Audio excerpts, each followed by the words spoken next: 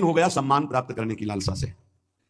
और कह रहे जिभ्या मिष्टान्न निष्ठा विरमति न मनाग वित्त सग्रंथ अनुचितम। जबान आ गई भोजन के स्वाद में, ये मिष्ठान्न है, ये चटपटा है, ये बड़ा स्वादिष्ट है। जिभ्या रसेंद्री यदि भोजन के स्वाद में मगन है तो राधा नाम सुधा रसम का स्वाद नहीं ले पाएगी। उचित आहार जो भगवत प्रसाद रूप है उसको डाल लेते हैं, उसके प्रति हम आसक्त नहीं होते, स्वाद दृष्टि नहीं रखते। पूर्व के संत भगवान के दर्शन होते थे, खप्पर रखते थे नारियल का, नारायण नारायण, दाल खीर रोटी जो भी मिला खप्पर में डाला मिलाया। स्वाद से मतलब नहीं, प्राण पोषण से मतलब है।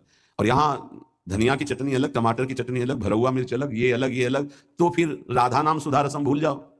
ये 2 अंगुल की जबान है, बस इतने में सारा खेल है। यहां से नीचे उतरने पर कोई स्वाद नहीं है, भाई इतने में घुमाने का स्वाद है, और अच्छे अच्छे इसी में फंस जाते हैं।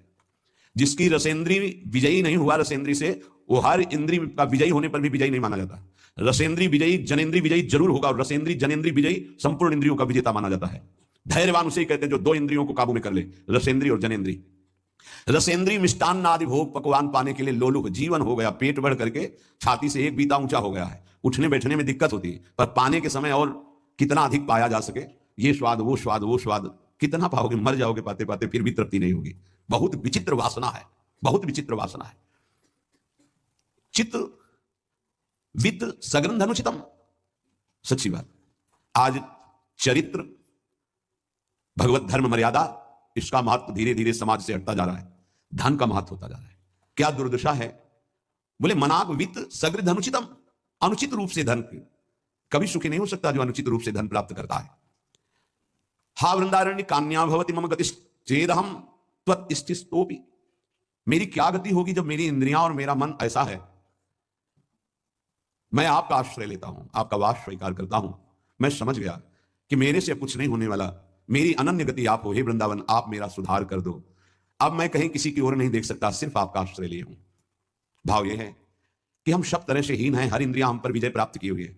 उल्टा इंद्रियों पर हमें विजय प्राप्त करना चाहिए, इंद्रियां हम पर विजयी हो गई हैं, अब हम कैसे मुक्त हो। तो बोले धाम का आश्रय ले लो, बड़ा महत्व है। धाम कृपा करके आपको सत्संग प्रदान करेगा। यदि आप सत्संग के अनुसार सुलझ के चल पावे तो क्या होता है, जन्म जन्मांतर से मलिन बुद्धि होती है और बहुत भागती है बुद्धि।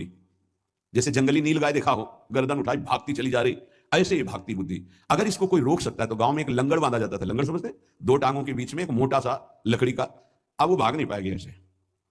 गुरु कृपा, गुरु आदेश, गुरु शासन, ये बुद्धि के ऊपर लंगड़ का काम करता है। तुम्हें पता ही नहीं गुरु के हृदय में अनंत माताओं जैसा प्यार होता है।